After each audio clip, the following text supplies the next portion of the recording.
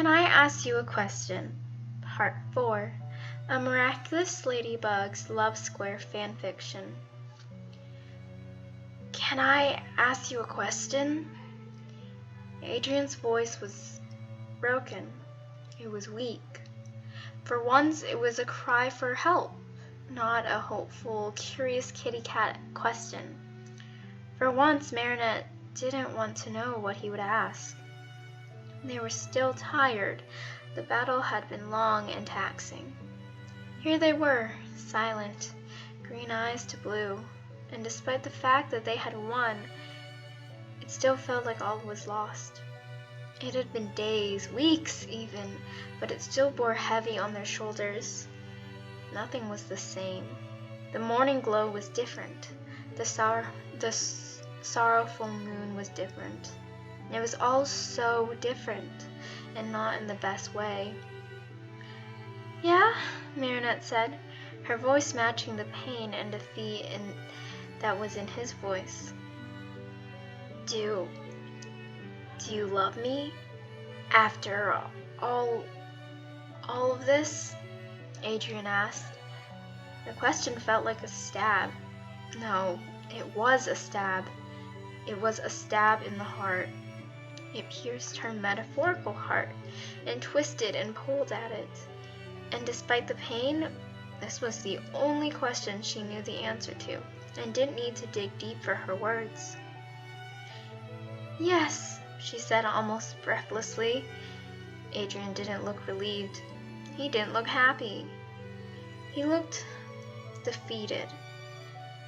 Are you sure?" the blonde asked her. He was so far away. Marinette wanted to jump and hold him tight and tell him yes, yes, yes 1,000,000 times over. Of course," Marinette confirmed. Her grip tightened on her other wrist.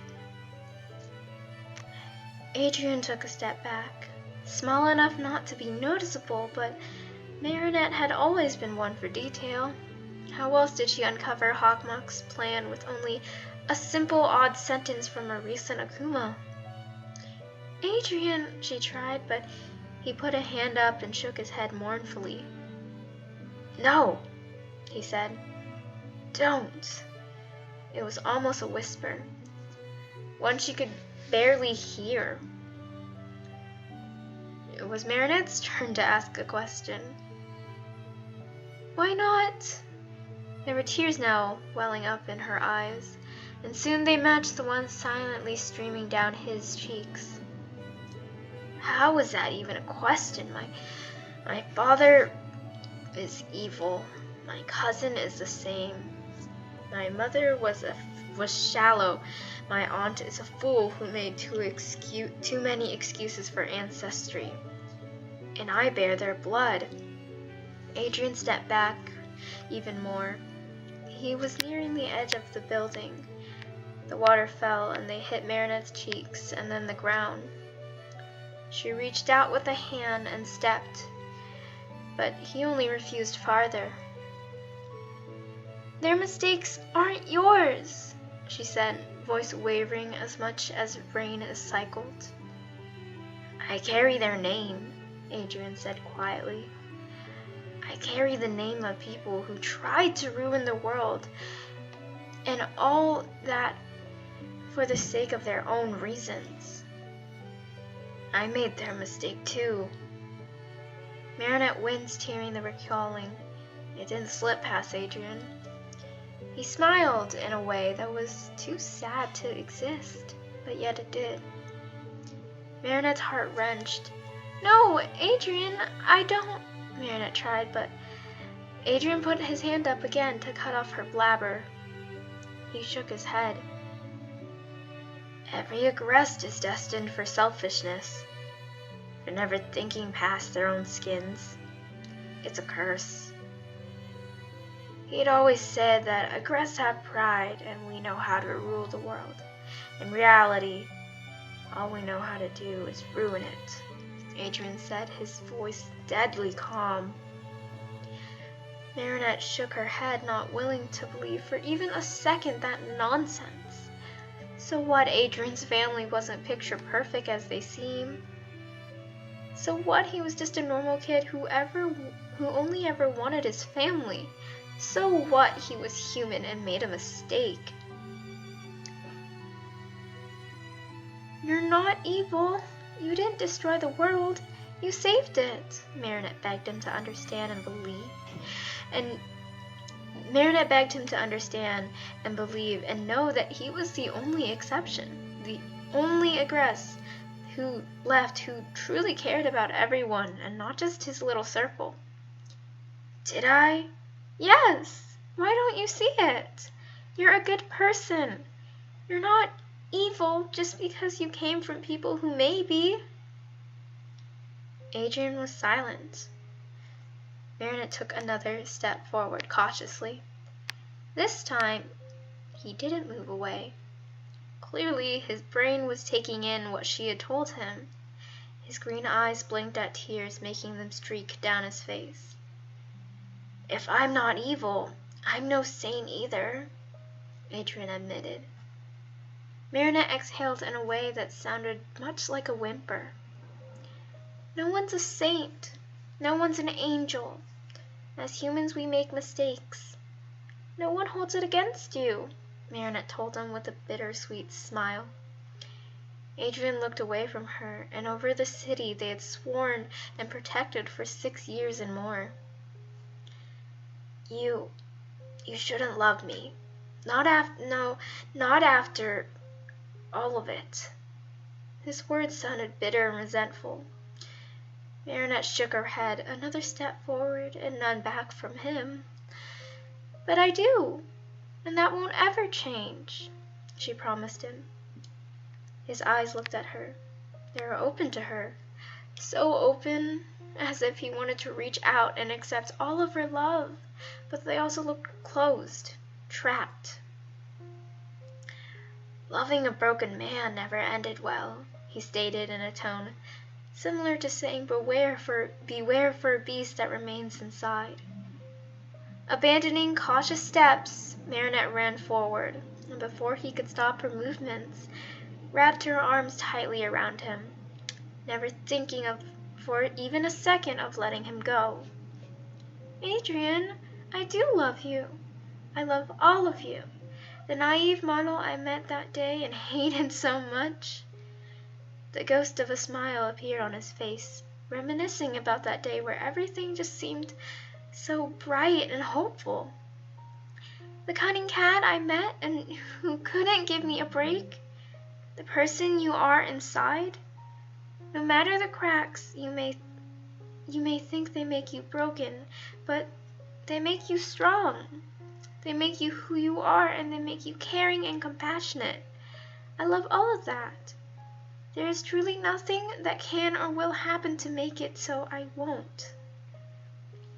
Vows were for weddings, the uniting of two souls in marriage and life, in sickness and in health. To death do they ever part. But this was no wedding. But yet, vows were said, proclaimed. Adrien, if you're not ready, I'll wait. I'll wait for years until you are. Adrien stared down at the black-haired girl, mouth agape. She only sent him a timid but truthful smile. His hand found hers and slowly curled their fingers together. You shouldn't. Not for me. You should find someone who is whole. I don't know how long it'll take. I can't ask you to wait. Green eyes torn away from bluebell orbs and turned up to the far distance. Adrien sighed deeply. Marinette could feel his chest lift and fall. I wasn't asking if I could wait. I was telling you. I'm going to wait. For however long it takes. Marinette reached up and wiped away one of the strangling tears. You can't love a broken man without getting hurt, he reiterated. Marinette smiled at him sadly. A couple scrapes are worth it, Adrien wasn't ready for a relationship. He was hurt, confused, and in his own words, broken. Starting a relationship, starting a shared piece of his life, of his already crumbling life with someone else, it truly wasn't the brightest idea. He needed time to work on himself, to feel okay. Marinette knew that. She knew that no matter how much she wanted to be with him right now, she had to put his needs before her wants. If he needed time, she was going to give him time. Heck, if he needed space, she'd give him all the space he needed. Relationships were a two-way street after all. He needed to be as ready as she was, and at the moment, he wasn't. "May I ask you a question?" Marinette said. A smile unwillingly grew on her face from the familiar phrase. Adrien's expression began to match hers. "You've always said yes to me," he replied with a slight laugh. Can I be something in your life? Not a girlfriend, no, just as someone you let in. I don't know, just as a someone. Even if it's just as a friend," Marinette asked meekly. Adrien's arms tightened around her. "No, you're never going to be just a friend again. God, I was really a fool of a kid. It would be nice, though, for you to be someone there for me. Maybe no labels just yet, but something," Adrien told her softly. Marinette collapsed into his chest, but with a sigh of relief. "Yeah, something." Silently, the heroes of Paris walked down the street, quietly holding hands, tightly as if the other would just float away, but subtle enough no bystanders had reason to ask questions. "Even if the time comes, I don't know if I'll ever be fully all right. I don't know if I can be perfect again," Adrien admitted quietly. Marinette softly brushed her hand against his cheek, and subconsciously he nuzzled into it, an act of affection the two had adopted through the years of hard fights and trials. "Everyone's a little broken inside," Marinette said, wanting to make it crystal clear that it didn't matter to her. "But when the time does come and I'm not the person you want to be with, that's okay. Things will change and people will change. Just because I wait for you doesn't mean you have to choose me." Marinette forced out all of the words. There was no way Marinette could make Adrien love her in the future. If he didn't love her, she'd let him go. If someone else made him happy, she'd let him. He needed to know that she'd never hold him against his will. The blonde rapidly shook his head, disagreeing with every word she had said. "There won't ever be someone else. No one new. It's just you. Forever and always. No one else will love me enough to set me free when they already have me. I'll never love someone enough to hold on this tight." Adrien promised her his love in his very own way. A little confusing and too optimistic for Marinette's now more sardonic view of life, but it was perfect coming from him. The black-haired girl only smiled softly and squeezed his hand, not making any verbal promises she didn't know she could hold. "I promise that." Adrien held no reserves for words that could be empty. So Marinette held on tight to the man she was so in tune with, yet so alike, yet so different from, on such distinct wavelengths. Her mind flew back to the 3 previous questions Adrien had asked her, clad in black leather or a white dress shirt and orange sneakers. He had asked her what it meant to love someone. It meant giving her everything to him. She would give her future, no matter how wavering it could be. She'd give her love, no matter what she'd receive. She'd give it all for him. He had asked her what hurt the most about love. Adrienette knew that she may one day have to give him up, pass him to someone else. Someone else may receive his love, and because she loved him so much, she'd live through the pain and she'd give him her all, and was willing to do so while he gave someone else his all. No matter how much it would hurt, she would. He had asked her if one could get over their first love. She'd never get over Adrien. She'd known that since age 13, but he'd become the exception she spoke of. For no one else she'd wait days, weeks, months, perhaps years for. But for Adrien, she'd make an exception. And did she love him? Even with all that had happened?